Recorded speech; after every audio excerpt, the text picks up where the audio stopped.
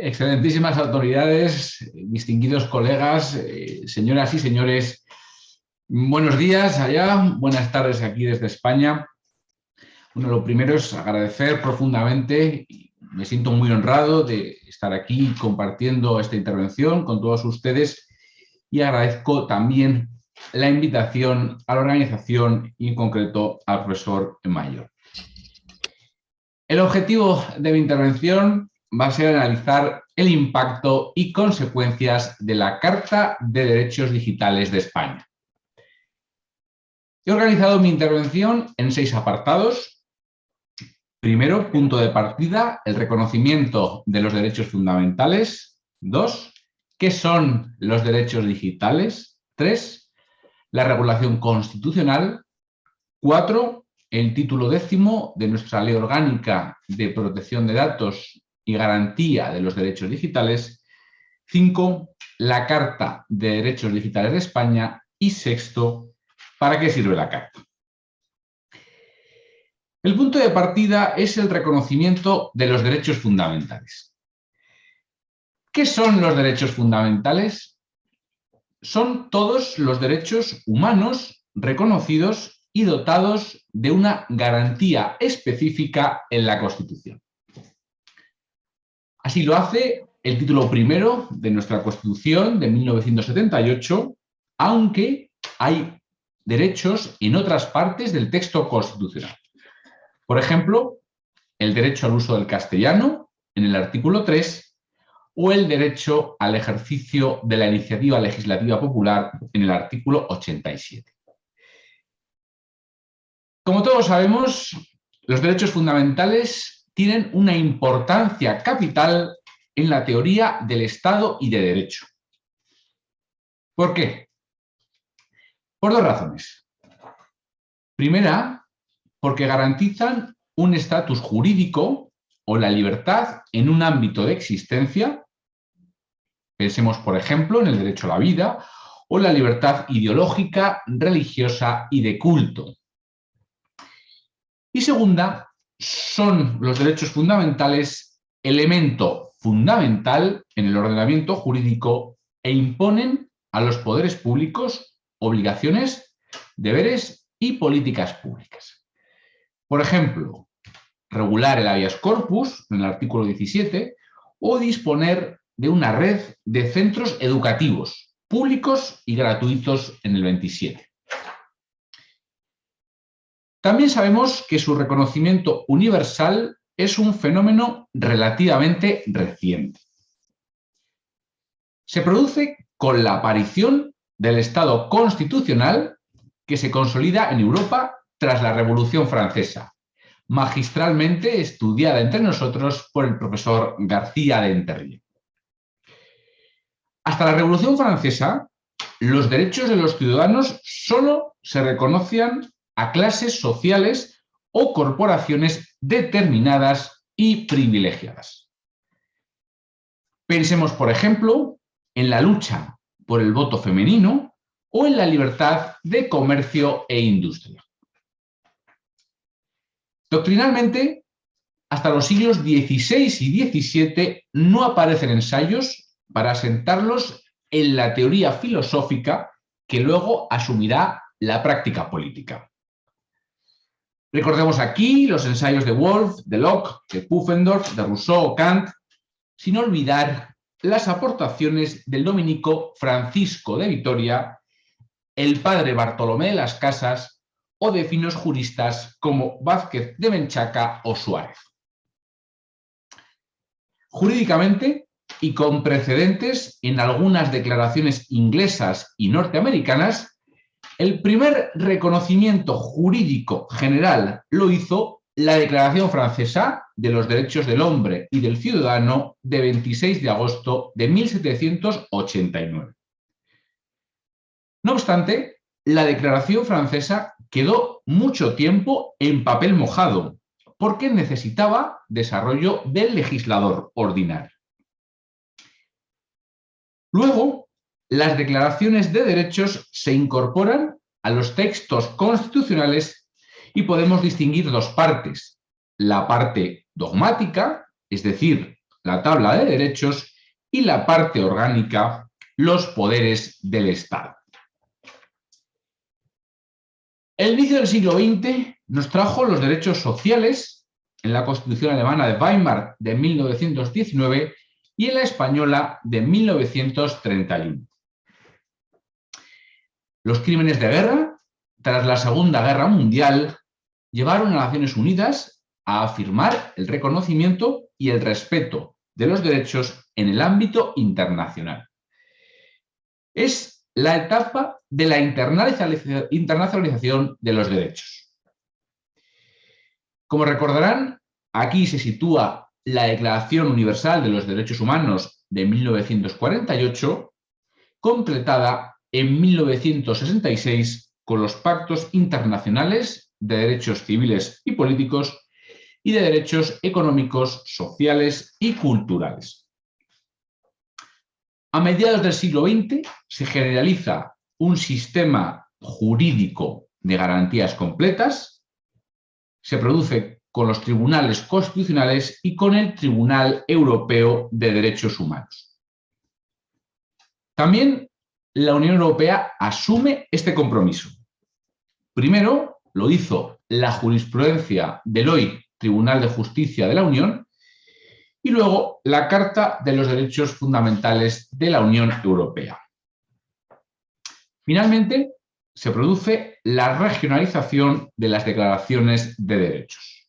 Así, con la Convención Africana de San José de Costa Rica de 1969 y la Carta Africana de Banjul de 1981. En resumen de este primer punto, el reconocimiento de los derechos en las constituciones y luego en convenios internacionales es fruto de un largo proceso histórico. Es un proceso que se ha firmado con lucha y violencia. Por eso, Thomas Jefferson escribió que el árbol de la libertad necesita, para su vida y desarrollo, ser regado con sangre de patriotas y tiranos. La próxima etapa de la evolución es la introducción de una nueva generación de derechos, los derechos digitales. ¿Qué son los derechos digitales? Como todos sabemos, los derechos digitales están de máxima actualidad. ¿A qué nos referimos cuando hablamos de derechos digitales? El concepto engloba los derechos de los ciudadanos en el entorno digital, ya sean derechos fundamentales establecidos en la Constitución o derechos de rango ordinario. Algunos dicen que es innecesario promulgar nuevos derechos porque defienden los derechos y libertades son los de siempre. Para estos críticos, una nueva generación de derechos es inútil porque pretenden que nada cambie. Ni la Carta Española tendría utilidad. Entonces, podríamos acabar la sesión de hoy e irnos a disfrutar de este estupendo día. En mi libro Formación y evolución de los derechos digitales, he configurado los mismos como una nueva generación de derechos en un doble sentido. Primero, para actualizar derechos tradicionales e identificar nuevas facultades en el marco de la sociedad digital. Por ejemplo, como lo reconoció nuestro Tribunal Constitucional en la sentencia 58/2018, con el derecho al olvido dentro del derecho fundamental a la protección de datos. Y segundo, para reconocer nuevos derechos fundamentales en sentido genuino en los textos constitucionales. Sería, por ejemplo, el caso de nuevos derechos como un acceso universal a Internet, el derecho a la ciberseguridad, un derecho a la verdad para luchar contra las noticias falsas, un derecho a la conciliación de la vida familiar y personal o los neuroderechos. Les voy a dar un ejemplo. Hoy es necesario realizar muchos trámites y gestiones exclusivamente a través de Internet. ¿Lo podemos hacer sin un derecho fundamental que asegure su disponibilidad en todo el territorio del país? Tenemos también un derecho a una seguridad física. Por ejemplo, lo reconoce nuestra Constitución en el artículo 17. Entonces, ¿deberíamos tener derecho a una ciberseguridad? Cuando somos víctimas de un ciberdelito, como un ciberacoso o una estafa, ¿deberíamos tener nuevos mecanismos de protección? ¿O deberíamos conformarnos con los lentos procesos judiciales de la era analógica? ¿Qué sucede con el derecho a la igualdad con las personas aumentadas que tienen prótesis o implantes inteligentes? ¿Dónde queda aquí el concepto tradicional de persona del derecho civil? Por eso, muchos defendemos que la actual regulación constitucional es insuficiente. A ello voy a dedicar el próximo apartado, el tercero. La Constitución española de 1978 se refiere a esta materia en el artículo 18.4, cuando dice: la ley limitará el uso de la informática para garantizar el honor y la intimidad personal y familiar de los ciudadanos y el pleno ejercicio de sus derechos. Este precepto fue entonces pionero en prever garantías frente a la entonces incipiente revolución informática. Recuerden ustedes que el ordenador personal, el PC, aparece en 1981 e Internet, como hoy lo conocemos, en 1990. El precepto refleja, a mi juicio, una influencia negativa por la tecnología, influenciada por el libro de Orwell, 1984. Luego, la jurisprudencia y el legislador han acuñado el derecho fundamental a la protección de datos. ¿Qué es la protección de datos? Es un derecho fundamental reconocido en la Carta de Derechos Fundamentales de la Unión Europea y en nuestra Ley Orgánica de Protección de Datos y Garantía Digitales, que nos garantiza el control sobre nuestros datos personales y sobre su uso y destino, para evitar un tratamiento ilícito o lesivo para nuestros derechos. ¿Cuál es su alcance? Como ha dicho nuestro Tribunal Constitucional, es un conjunto de derechos que cabe ejercitar frente al titular del fichero de datos personales. Son los derechos de acceso, de información, de rectificación, de supresión, de limitación del tratamiento, del derecho al olvido, la portabilidad o la oposición, que están regulados en los artículos 12 y siguientes del Reglamento Europeo de Protección de Datos y en los artículos 13 y siguientes de nuestra Ley Orgánica. Nada más.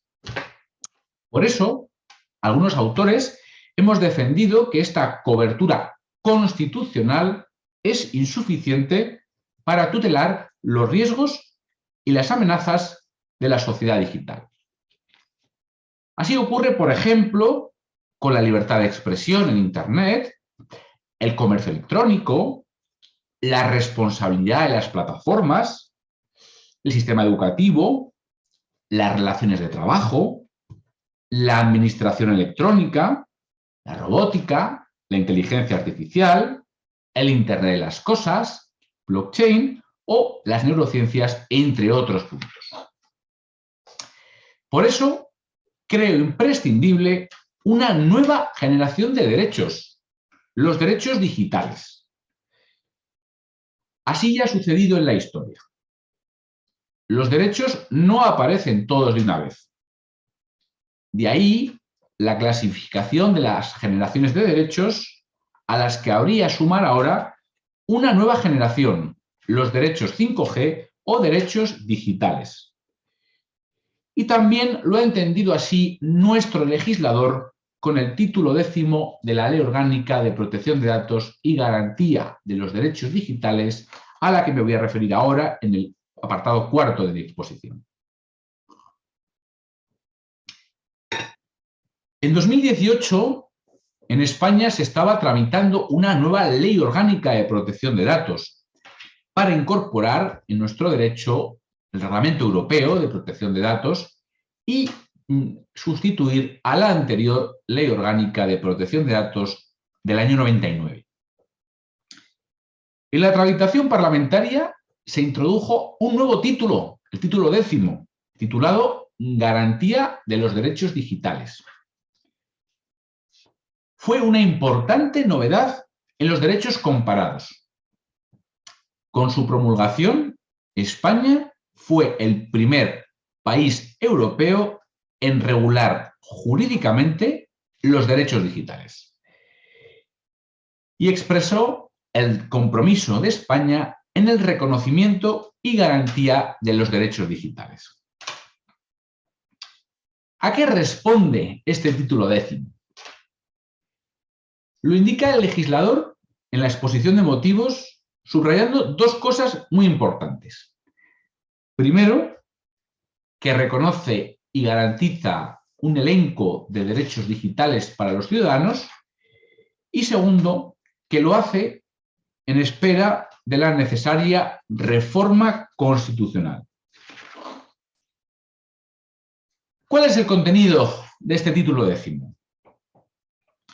Regula los derechos y libertades predicables al entorno de Internet, como la neutralidad de la red, el acceso universal, los derechos a la seguridad y educación digital, el derecho al olvido, el derecho a la portabilidad y el derecho al testamento digital.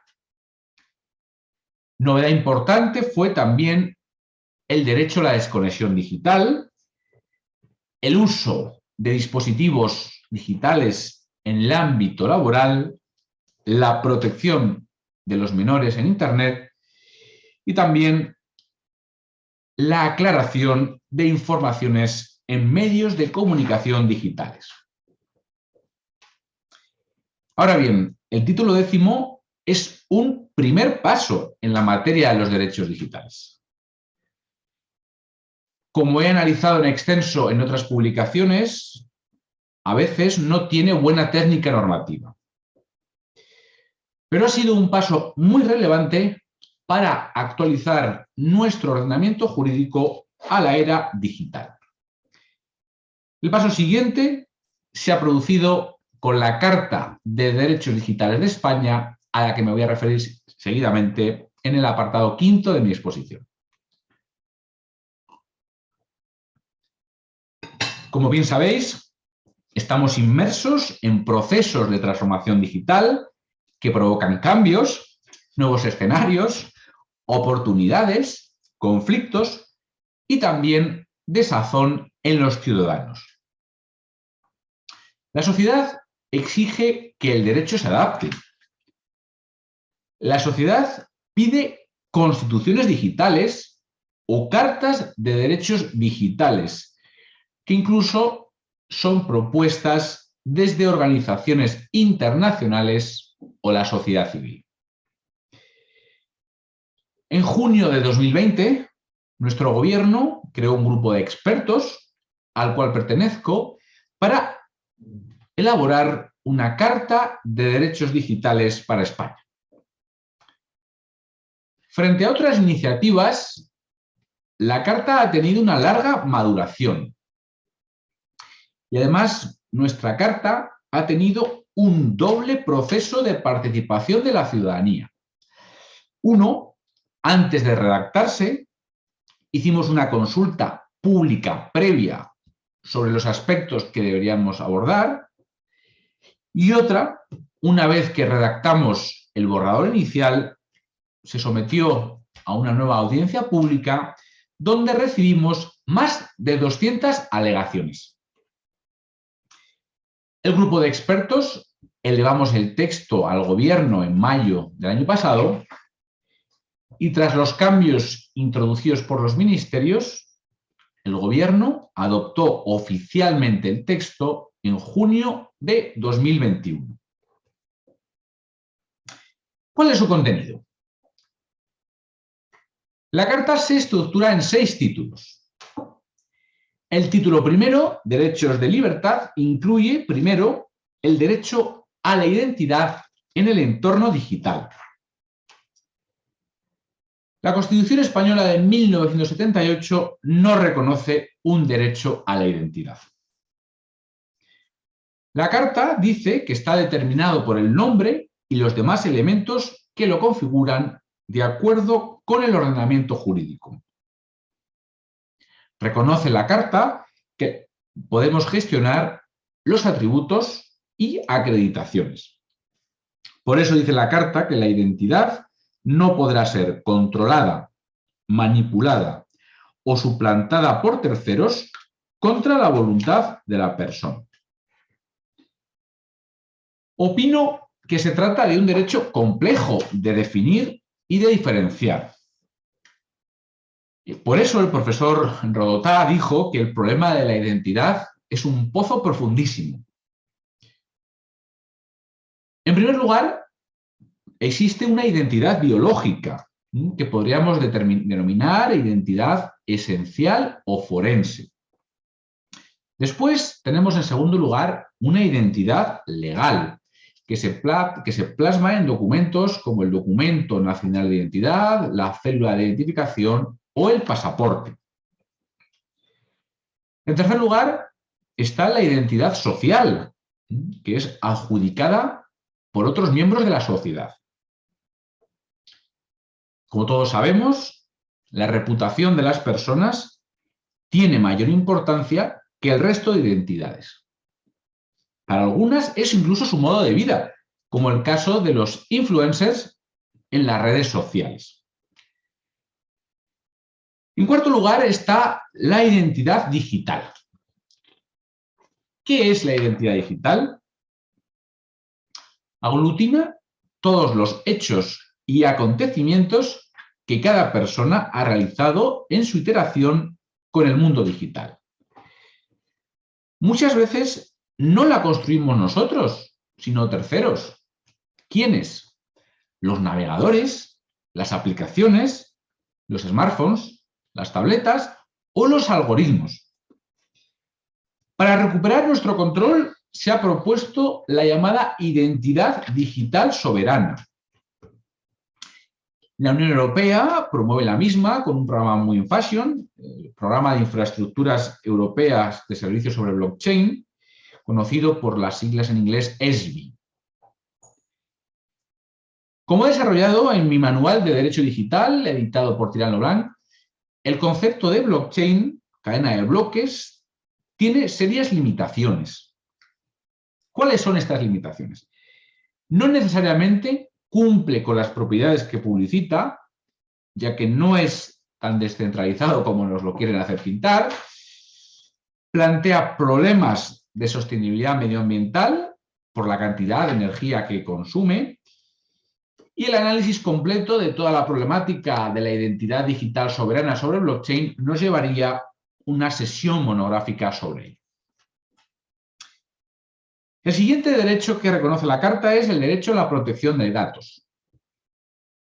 La Carta remite al Reglamento Europeo de Protección de Datos y a nuestra Ley Orgánica de Protección de Datos y Garantía de los Derechos Digitales. Por tanto, sin introducir ninguna novedad, porque es un derecho muy bien perfilado por el legislador y por la jurisprudencia. Académicamente, algunos autores señalan que su configuración actual no basta para protegernos en el mundo presente. Es el escenario que la profesora de Harvard, Shoshana Zuboff, llama capitalismo de la vigilancia. Por eso, un sector doctrinal trabaja en nuevos diseños. A mi juicio, una posible solución sería reconfigurar este derecho como un derecho basado en la confianza. ¿A qué me refiero? Tendría que proteger y reparar las relaciones de confianza necesarias para un tratamiento de datos. Les voy a dar un ejemplo. Cuando compartimos una confidencia con un amigo, confiamos en su sigilo, sin necesidad de pacto expreso. Cuando compartimos información en el mundo digital, deberíamos tener la misma seguridad que se utilizará únicamente para ese fin. Los datos serían un mero accesorio y no una mercancía como lo son ahora. Estoy convencido de que la doctrina y la academia debemos seguir estudiando esta dirección. El siguiente derecho es el derecho al pseudonimato. Permite el acceso a los entornos digitales en condiciones de pseudonimidad, siempre y cuando no sea necesaria la identidad personal para el desarrollo de las tareas propias del entorno. Por ejemplo, puedo poder jugar en un juego de rol sin usar mi nombre y apellidos. Quiero destacar que no es un anonimato absoluto que permita una impunidad de las actividades ilícitas.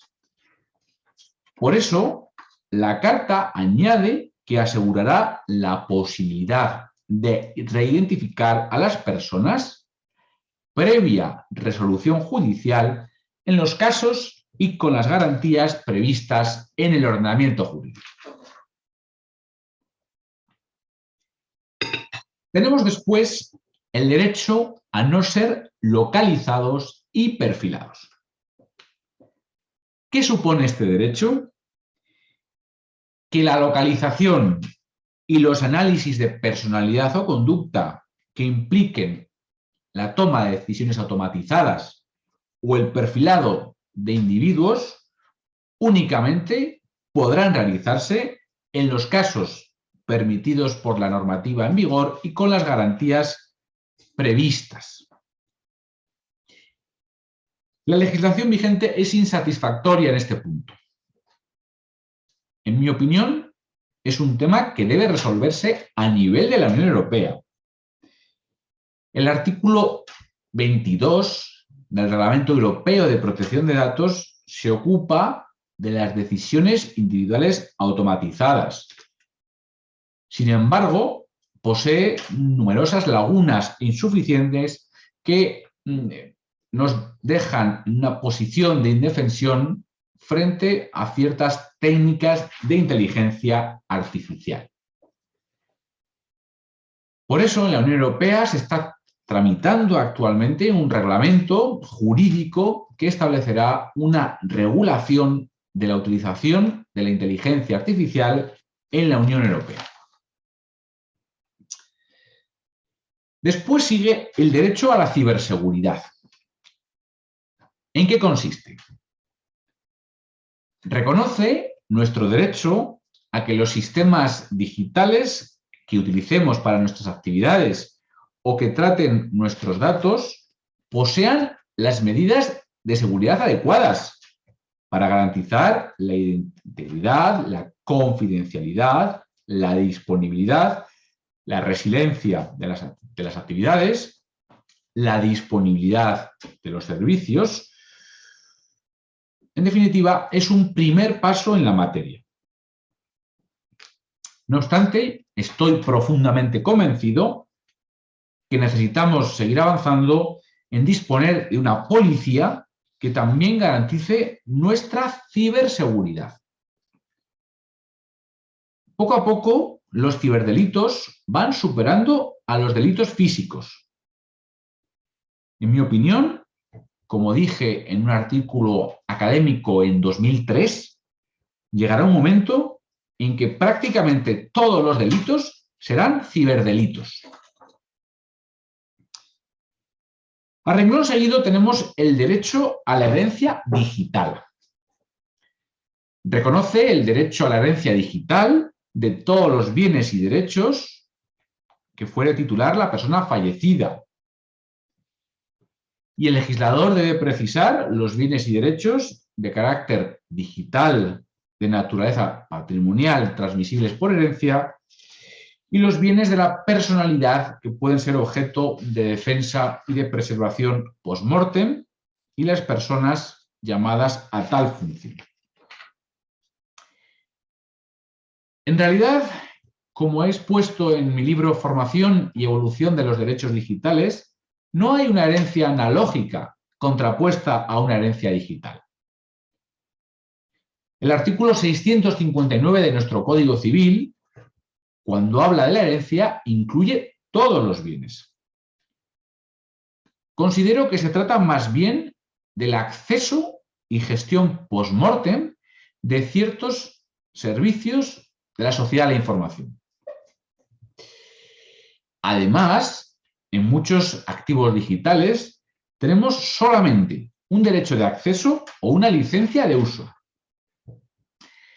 Por eso, pienso que el estudio de las condiciones de uso del servicio es fundamental, como también la adecuada planificación testamentaria del destino póstumo de nuestro patrimonio digital.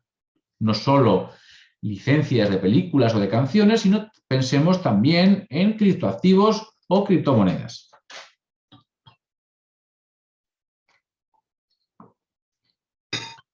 El título segundo de la Carta de Derechos Digitales se titula Derechos de Igualdad y comprende, en primer lugar, el derecho a la igualdad y no discriminación en el entorno digital. Como novedad, dice la Carta, hay que promover la igualdad efectiva de mujeres y hombres en los entornos digitales. Hay que fomentar que los procesos de transformación digital apliquen la perspectiva de género, en su caso, con medidas específicas para evitar los sesgos de género en los datos y en los algoritmos. Y por último, los procesos de transformación digital tienen que velar por la accesibilidad de toda clase.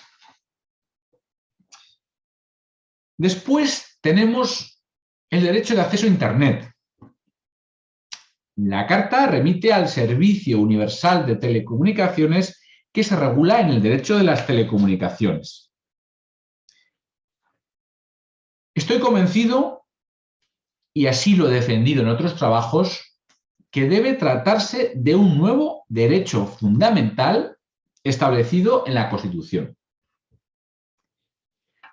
Pienso que el Servicio Universal de Telecomunicaciones es insuficiente para acceder a los servicios y contenidos digitales disponibles. ¿Por qué? Hay diversas razones y por razones de tiempo solo voy a señalar una. Por ley, en la Unión Europea, la velocidad actualmente garantizada es de 1 mega. Pero ver series de Netflix, por ejemplo, requiere 10 o 15 megas. A renglón seguido tenemos la protección de las personas menores en el entorno digital. Busca que los menores hagan uso equilibrado y responsable de los entornos digitales para garantizar el adecuado desarrollo de su personalidad y preservar sus derechos. Estoy convencido que la educación en competencias digitales resulta fundamental. Por eso la Carta insiste en que los centros educativos, las administraciones y cualesquiera personas físicas o jurídicas que desarrollen actividades educativas están obligados a la protección del interés superior de la persona menor y sus derechos, especialmente los derechos a la intimidad, al honor y la propia imagen, al secreto de las comunicaciones y la protección de datos personales.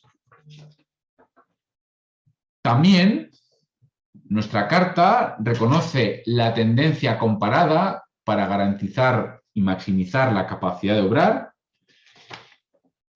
y también a proteger los colectivos especialmente vulnerables.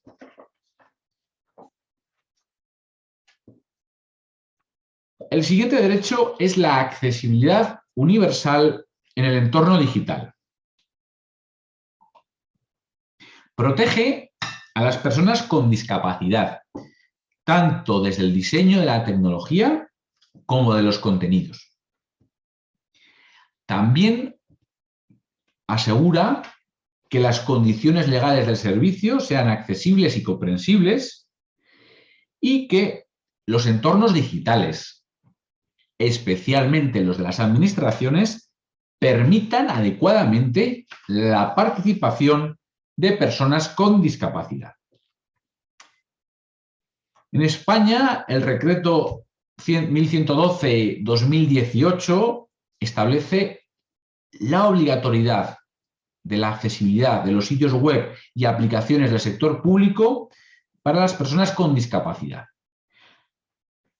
Como dice la Carta, el paso siguiente es extenderlo a cualquier entorno digital de carácter privado.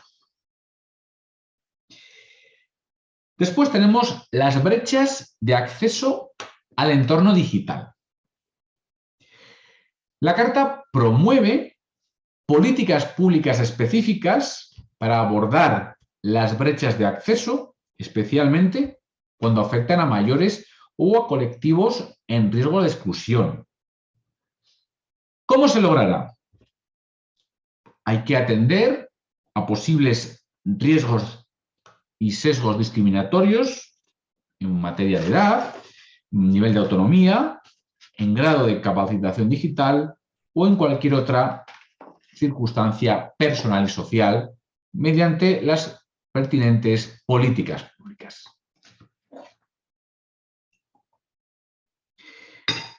El título tercero de la Carta, titulado Derechos de participación y de conformación del espacio público, incluye, en primer lugar, el derecho a la neutralidad de Internet.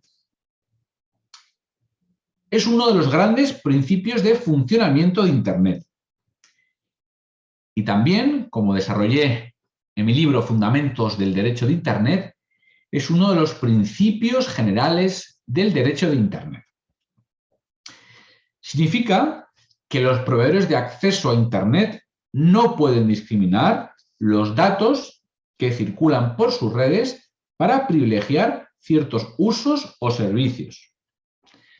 Es decir, impide, por ejemplo, que Netflix se vea peor que la propia televisión del operador.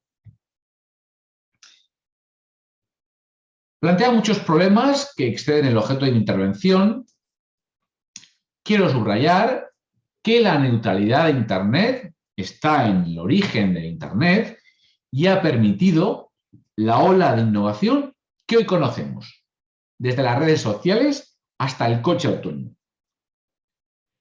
Estoy completamente convencido de que si la neutralidad se pierde, el futuro de Internet quedará seriamente dañado. Después tenemos la libertad de expresión y libertad de información y derecho a recibir libremente información veraz. Considero que el caballo de batalla aquí es el nivel de responsabilidad que asumen las plataformas por las expresiones y las comunicaciones de los usuarios. El punto álgido lo tenemos con las noticias falsas, con las fake news. También con la protección de la propiedad intelectual en Internet. Estas cuestiones son de gran calado y también requerirían una sesión específica para solventar muchos de estos problemas. La Unión Europea está ahora tramitando un cambio normativo con un proyecto de reglamento europeo que se denomina Ley de Servicios Digitales. A continuación, tenemos el derecho a la participación de los ciudadanos por medios digitales. La Carta potencia esta participación a través de un derecho de acceso efectivo a la información pública, la transparencia, la rendición de cuentas y la implicación de las personas en las actuaciones de las administraciones públicas. También, como complemento a ello, la Carta señala que los entornos digitales donde se lleve a cabo esta participación garantizarán un nivel elevado de ciberseguridad. El siguiente derecho reconocido en la Carta es el derecho a la educación digital. Como ustedes saben, la educación digital es una de las herramientas fundamentales para hacer frente a los riesgos del mundo digital. Por eso, la Carta impone al sistema educativo en su conjunto, en todos los niveles, una obligación de resultado en la materia. También que haya un profesorado debidamente formado y que los planes de estudio prevean también el aprendizaje de los derechos digitales, desarrollar un pensamiento crítico, fomentar la capacidad de participación en la sociedad de la información y atender también a la diversidad de talentos y de procesos y ritmos de aprendizaje. Después, la Carta reconoce los derechos digitales de la ciudadanía en sus relaciones con las administraciones públicas. Estoy profundamente convencido que en el siglo XXI la administración debe ser enteramente digital y accesible. Incluso a medio plazo entraremos en lo que he bautizado como Estado algorítmico de derecho. ¿A qué me refiero cuando hablo de Estado algorítmico de derecho? A un Estado que incorpora herramientas tecnológicas para ejercitar sus funciones total o parcialmente automáticas. Va más allá de la administración digital. En mi opinión, se funda en los siguientes elementos tecnológicos esenciales: Internet, el cloud computing, las plataformas digitales para proveer servicios públicos, el Big Data, la inteligencia artificial, sistemas de publicidad basados en tecnología blockchain y la conectividad total de las redes 5G. Con ello, quiero evitar que se reduzcan las garantías asociadas al uso de las tecnologías, como algunos quieren, argumentando eficiencia o liquidez del derecho. En esta dirección, la Carta insiste en maximizar la transparencia, la rendición de cuentas y la publicidad. También a utilizar software de código abierto y que la toma de decisiones por inteligencia artificial sea motivada y transparente. Como he señalado en un artículo publicado en la revista del Real Instituto Elcano, tenemos que ir más allá. Próximos pasos serían establecer los mecanismos jurídicos para evaluar la calidad de los algoritmos, la publicidad del código fuente y la fiscalización algorítmica, la evaluación ex ante y ex post de los sistemas, los medios para determinar y gestionar el sesgo en los sistemas de Machine Learning, la trazabilidad, la fundamentación de las decisiones y las posibilidades de defensa y recurso frente a las mismas. El título cuarto de la Carta, y ya va quedando menos, se titula Derechos del entorno laboral y empresarial. En el ámbito laboral, la Carta fomenta, en la línea de lo que ya establece nuestra vigente Ley Orgánica de Protección de Datos y Garantía de Derechos Digitales, y la Ley 10/2021 de 9 de julio de trabajo a distancia, el teletrabajo y la desconexión digital. También se ocupa del uso de algoritmos para el acceso y el mantenimiento a las condiciones de trabajo. En esta materia, afortunadamente, contamos con muchos y muy buenos estudios doctrinales y con jurisprudencia de nuestro Tribunal Supremo y del Tribunal de Justicia de la Unión Europea.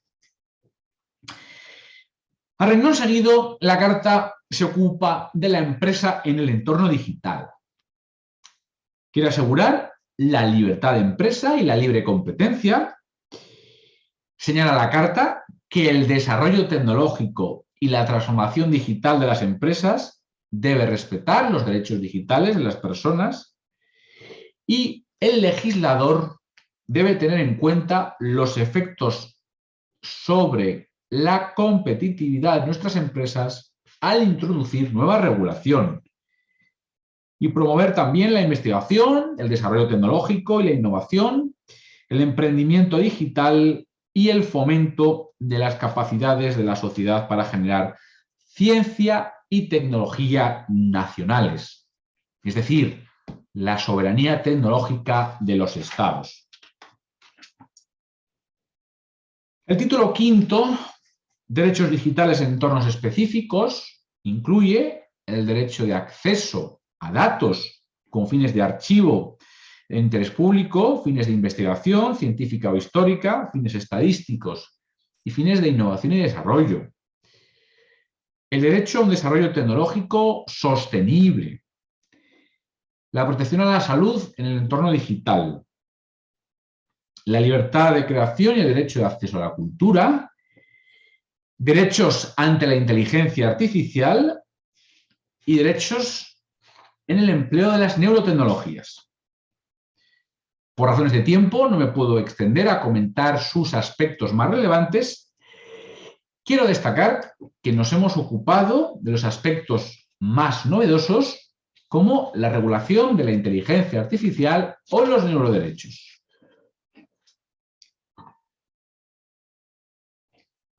Finalmente, el último título de la Carta, el sexto, se titula Garantías y eficacia. En cuanto a las garantías, la Carta señala que todos tenemos derecho a la tutela administrativa y judicial de los derechos en los entornos digitales.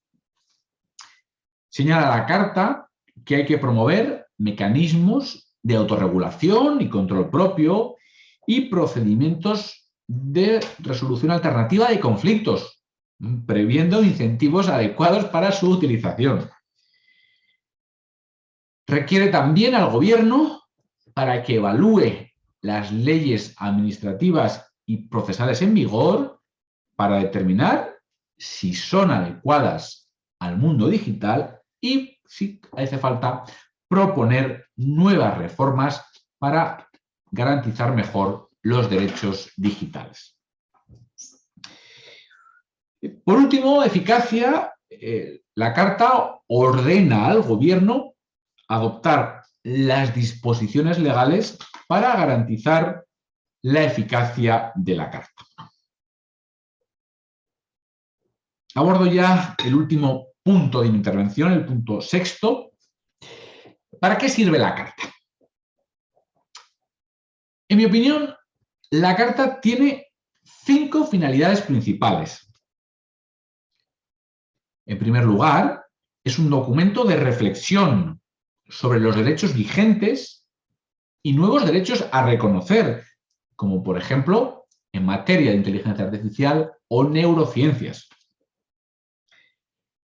En segundo lugar, es un documento prelegislativo para reformar el título 10º de nuestra Ley Orgánica de Protección de Datos y Garantía de Derechos Digitales, que actualmente regula los mismos, para introducir mejoras, dado que esta legislación es del año 2018. En tercer lugar, la Carta permite impulsar políticas públicas digitales. En cuarto lugar, es un útil instrumento interpretativo de conceptos difusos en la legislación vigente. Y en último lugar, en quinto lugar, sirve para que el sector privado pueda fomentar códigos de conducta inspirados en los principios del texto. Ya tenemos dos realizaciones inspiradas en la Carta. En primer lugar, la futura Ley de Medidas de Eficiencia Digital del Servicio Público de Justicia en España reconoce un catálogo de derechos y deberes en el ámbito de la Administración de Justicia. Este catálogo, dice la exposición de motivos, ha tenido como guía el conjunto de principios y derechos recogidos en la Carta de Derechos Digitales de España. En segundo lugar, este 26 de enero de 2022, la Comisión Europea ha presentado la Declaración Europea de Principios y Derechos Digitales para la Unión Europea. Es decir, es una versión para la Unión Europea de nuestra Carta y la influencia de nuestra Carta ha sido reconocida por la propia Comisión Europea. Voy concluyendo ya. La próxima etapa es potenciar las garantías de los derechos. En el fondo, si las tablas de derechos no van acompañadas de fuertes garantías jurídicas, son una colección de frases bellas que a nada obligan. Estoy completamente convencido de la importancia que tienen hoy y en el futuro los derechos digitales y la necesidad de introducir reformas para potenciar y garantizar mejor los mismos. Con esto concluyo mi intervención y muchas gracias por la invitación y por su asistencia. Muchas gracias, doctor Barrio. Muy interesante, completa su explicación pedagógica, además. Y creo que a todo el auditorio y a quienes nos están siguiendo en este momento, además de los que están en sala, simultáneamente en las redes sociales de la Facultad de Ciencias Administrativas, y además estamos en las redes en directo de toda la universidad, de manera que hay sin duda un buen número de asistentes. Creo que ha suscitado una serie de inquietudes y de reflexión en todos nosotros, que repercutirá en nuestro trabajo académico y también en el trabajo profesional. Quiero provocarle una reflexión antes de hacer algunas preguntas puntuales que los asistentes ya están escribiendo, si me permiten. Usted ha terminado su conferencia señalando que entre los próximos pasos hay que garantizar que estos derechos puedan ser efectivamente cumplidos, hay que garantizar aquello, y eso es claro. Pero eso implica todos los derechos que nos ha comentado y que son cada uno un tema especial, implica un seguimiento de ellos y de su garantía a una velocidad que vaya acorde con la tremenda y acelerada disrupción con que se están produciendo los cambios tecnológicos en este momento. En otra parte, su exposición nos dijo que los derechos, históricamente, y así empezó su exposición, van poco a poco acomodándose en los tiempos y que hay un proceso histórico. Pero la historia en este tiempo es de una velocidad increíble. Y entonces quiero hacerle esta reflexión. Entre los temas siguientes están los neuroderechos. Usted lo mencionó. Hay quienes incluso se animan a pensar que los neuroderechos deben estar contemplados en la Declaración Universal de los Derechos Humanos de Naciones Unidas. Y yo quisiera provocar su reflexión en el siguiente sentido. Si en el siglo XX el gran, digamos, aporte de la ciencia a la humanidad fue completar el mapa genético de la humanidad y todo lo que eso implica en diferentes tecnologías y desarrollos, sin duda en el siglo XXI el aporte fundamental de la ciencia será completar la cartografía del cerebro. Apenas estamos en ese tema avanzando, solo se ha completado la cartografía de una lagartija, ¿no? y los miles y miles de millones de conexiones neuronales están apenas en proceso de conocerse. Si no avanzamos con velocidad en la garantía de estos derechos que ya son fundamentales, ¿cómo será en las próximas décadas de este siglo cuando se complete esa cartografía, cuando se pueda, el gran objetivo de la ciencia, de las neurociencias ahora es tratar de copiar el cerebro en una computadora? ¿Y qué inmensos desafíos vendrán entonces? Debemos apurarnos, doctor Barrio, en garantizar estos derechos, porque los que se vienen son de una problemática infinita a la luz de lo que conocemos en este momento. Quisiera provocar su reflexión, por favor. Sin duda, profesor Cornejo, estoy totalmente de acuerdo con usted de lo urgentísimo de esta labor. No lo digo yo, lo dice el profesor Rafael Yuste, que es catedrático en Columbia y uno de los máximos expertos mundiales en la materia. De hecho, estuvo asesorando al presidente Obama hace unos años sobre esta materia. Insiste muchísimo en la necesidad de la regulación para proteger la esencia del ser humano. Y por tanto, nos obliga a un esfuerzo importante de actualización, de comprensión, de trabajo interdisciplinar, pero la dificultad del empeño no nos puede hacer que nos quedemos atrás y que, desde luego, no encaucemos jurídicamente una cuestión que afecta, a mi juicio, a la propia esencia del ser humano. ¿Dónde queda el concepto de persona? Esa fusión entre la máquina y el hombre plantea unos escenarios que debemos estar preparados para regular y equilibrar. Efectivamente. Muchas gracias. Muchas gracias. Voy a pasar algunas preguntas, si me permite, de los asistentes. Harry Montellanos le pregunta: ¿la Carta de Derechos Digitales contempla los delitos informáticos e infraestructura crítica o activos críticos nacionales, como el caso del ciberataque ransomware al oleoducto colonial en los Estados Unidos?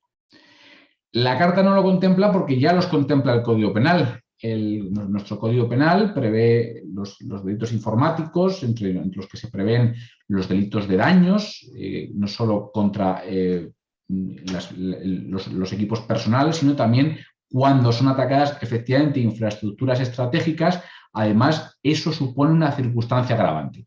Si te interesa esta cuestión, lo tengo tratado en mi libro Ciberdelitos, publicado en Astrea, en Argentina, y luego también en Delitos 2.0, editado por Wolters Kluwer, donde expongo toda la jurisprudencia y la interpretación de estos delitos. Muchas gracias.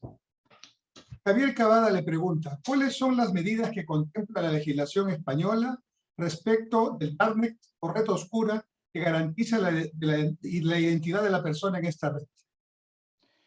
Bueno, vamos a ver, el fenómeno de la red oscura es un fenómeno transnacional. Es un fenómeno que afecta a todos los estados, y aquí es fundamental intensificar los mecanismos policiales y judiciales de cooperación internacional.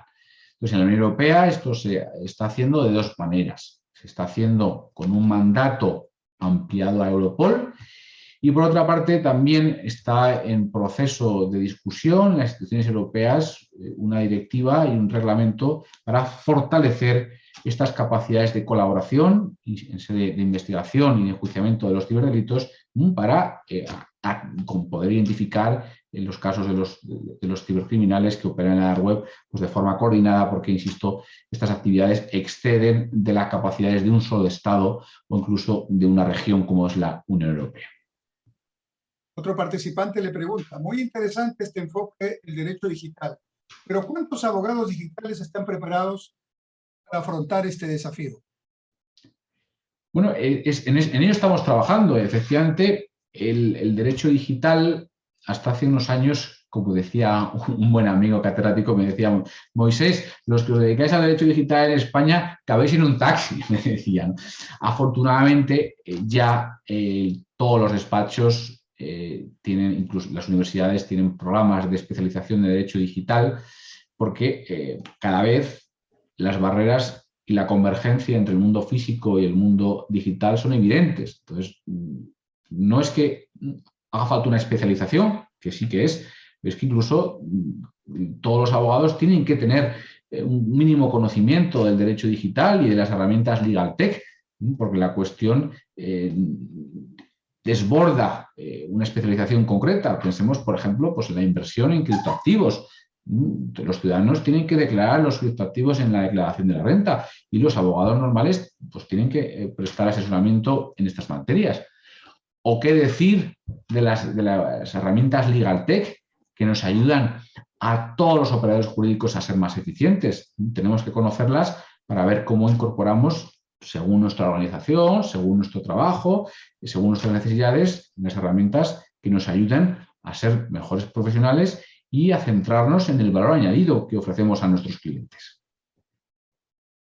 Jesús Robles le pregunta, el profesor italiano Giovanni Buttarelli decía que no todo lo tecnológicamente posible es éticamente aceptable. Por ello, y ante la irrupción de tecnologías disruptivas, ¿cómo el Estado debería de empoderar a sus ciudadanos para ejercer estos derechos y para una protección adecuada de sus derechos digitales? Precisamente la regulación tiene que hacerse, hombre, yo hubiera sido que hubiéramos contado con un tratado internacional que estableciese una mínima regulación. De la misma forma que en materia de energía nuclear, por ejemplo, o exploración del espacio, hay unos tratados que establecen una mínima regulación. Aquí hubiera sido lo deseado desde el punto de vista de técnica normativa. No es posible porque políticamente, claro, pensemos los intereses estratégicos de las superpotencias. Los de Estados Unidos son distintos a los de China, a los de Rusia o a los de la Unión Europea. Entonces, la Unión Europea lo que está adoptando es un enfoque prudente y equilibrado. Hay que descartar las posiciones maximalistas, aquellas que dicen no hay que regular nada porque se ponen puertas a la innovación, y aquellas que en sentido contrario dicen hay que establecer una regulación muy intensa, ¿no? Yo opino, y así lo he defendido siempre, y los grupos de expertos en los que participo, la regulación debe ser una regulación proporcionada al riesgo. Entonces, cuando la Unión Europea ahora está tramitando la regulación jurídica de la inteligencia artificial, hace una evaluación de riesgo y hay unos usos muy peligrosos de la inteligencia artificial que se reputan prohibidos, como pues, por ejemplo, los sistemas de vigilancia que tienen algunos estados autocráticos como China, que establecen un carnet de ciudadanos por puntos y condicionan el ejercicio de sus derechos y las prestaciones a su comportamiento, que es vigilado y monitorizado 24/7. Eso es un extremo, y luego hay otros usos, pues por ejemplo, pensemos en un chatbot en una tienda de comercio electrónico o en una herramienta de inteligencia artificial que corrige gramaticalmente, ortográficamente textos, pues son aplicaciones de muy bajo riesgo. Entonces, la regulación es proporcionada con requisitos más intensos cuando son aplicaciones de alto riesgo y con requisitos mucho más livianos o apenas requisitos cuando son aplicaciones de nulo impacto. Dori Barrios le pregunta, ¿qué sugerencias puede hacer para incorporar o socializar estos temas de derechos digitales en los programas educativos? Bueno, yo considero fundamental tener una asignatura en los programas de grado de licenciatura. No esperar a los programas de posgrado, de máster, sino en la propia carrera, de la misma forma que se estudia el derecho civil, el derecho mercantil, el derecho procesal, el derecho tributario, debería haber una asignatura que estudiase el derecho digital. Porque, insisto, los abogados, todos, queramos o no, la tecnología nos afecta, las herramientas tecnológicas nos afectan y debemos tener una mínima base del derecho digital para poder desempeñarnos como operadores jurídicos eficaces en un mundo que es digital. Alberto Montes le dice, los derechos digitales están bastante bien, pero pocos tienen acceso al Internet de alta velocidad y es muy costoso. ¿Cómo se pretende que lleguen a muchos con tarifas tan altas? Bueno, precisamente para esto la Unión Europea viene apostando por una regulación liberalizadora que favorezca un mercado europeo de los servicios de telecomunicaciones y también una línea de ayudas públicas para el despliegue de infraestructuras de alta velocidad de fibra óptica. De hecho, en España tenemos, y la verdad que con gran satisfacción y orgullo, debo decir que tenemos una de las mejores redes de fibra óptica del mundo. En el año 2007-2008, en el contexto de la crisis financiera, El nuevo presidente y actual presidente de Telefónica, Álvarez Pallete, vio la necesidad de aprovechar esa coyuntura y prepararse para el futuro y desplegó una red que ha soportado todos los usos de la pandemia y desde luego nos ofrece velocidades simétricas, por ejemplo, de 600 megas o incluso 1 giga. Entonces, ha sido gracias a una regulación flexible y también a un apoyo de la administración, un apoyo doble, regulando bien y también subvencionando la construcción en aquellas zonas del territorio en las que las condiciones de competencia hacen que las redes no sean rentables. Bueno, pues entonces, cuando el mercado falla, pues la administración tiene que subvencionar para que los ciudadanos en todo el territorio tengamos la misma conectividad. No puede haber ciudadanos de primera o de segunda, ¿no? Entonces, aquí la labor de la administración es fundamental. En la primera jornada de nuestro ciclo de conferencias, en alguna de las preguntas se le preguntó al ponente si opinaba que el Wi-Fi, el acceso al Wi-Fi gratuito podía considerarse como un bien público, como un derecho. Y el expositor señaló que le parecía sí, pero con una temporalidad, porque no todo lo que, digamos, lo que vale no debe ser tan gratuito. ¿Qué opinión tiene, doctor Barrio, en términos de este tema? Bueno, esto es en fin, habría que ver y ver los casos, ¿no? Pero desde luego, cuando el sector privado no ofrece un servicio en condiciones asequibles, la administración tiene que actuar. La administración tiene que actuar. En el derecho de la Unión Europea se establece una liberalización de las actividades. En principio es el mercado el que las cubre. Pero claro, cuando el mercado no funciona, la administración tiene que actuar. La administración tiene que actuar. Y el acceso a Internet hoy no es un lujo, como decía antes. Cada vez más tenemos que hacer trámites y gestiones por Internet. Incluso la administración electrónica se impone, por ejemplo, para empresas. En España y en muchos países de la Unión Europea, las empresas tienen que relacionarse obligatoriamente por medios digitales con la administración. Hay que presentar las declaraciones tributarias, etc. Pues claro, ¿cómo lo vamos a hacer si no tenemos una buena conectividad? Y es más, para mí, es que el derecho de acceso a Internet debería ser un derecho fundamental asegurado en la Constitución, dotado de las máximas garantías para que cuando el mercado no funcione, la administración actúe, pero desde luego para mí no es un lujo, una cuestión que sea opcional. Hoy no podemos vivir sin Internet, por tanto, tenemos que tener un acceso a Internet suficiente, de calidad y condiciones asequibles, ¿no? Condiciones asequibles para poder hacer gestiones, para poder vivir, ¿no? Todas las actividades, prácticamente casi todas las actividades de nuestro día a día están conectadas con Internet. Entonces, si no tenemos un acceso a Internet, es que incluso creamos una nueva brecha, ¿no? Las brechas de género, brechas salariales, tendríamos también una brecha más, ¿no? Que no es admisible en el siglo XXI. Y una última pregunta, doctor Barrio. Pedro Abad le pregunta, valga la redundancia, ¿qué debe ser primero en su opinión? ¿El acceso al servicio público universal a la Internet o la regulación de su uso? ¿A qué se refiere con regulación de su uso? Es decir, ¿al tema de contenidos o a la regulación de las telecomunicaciones? No lo menciona, pero supongo que es el buen servicio que debe dar las operadoras para el ciudadano.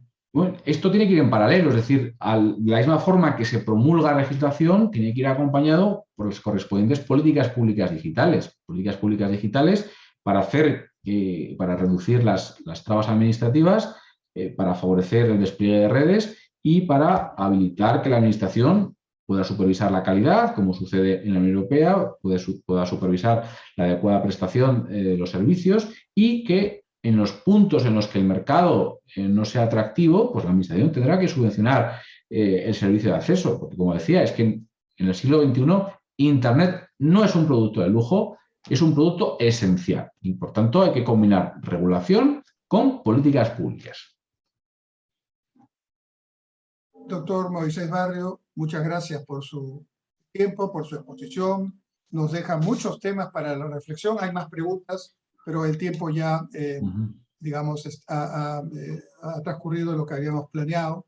Permítame entonces extenderle virtualmente, como corresponde a una conferencia de este tipo, nuestro agradecimiento, testimoniado en un certificado que dice así: Universidad Nacional Mayor de San Marcos, Decana de América, Facultad de Ciencias Administrativas. Certificado otorgado al doctor Moisés Barrio Andrés por su participación como ponente en el ciclo de conferencias internacionales titulado Gobierno Digital en el Perú, propuestas para su implementación y desarrollo, realizado del 15 al 18 de febrero del 2022 por el Vicedecanato de Investigación y Posgrado de la Facultad de Ciencias Administrativas.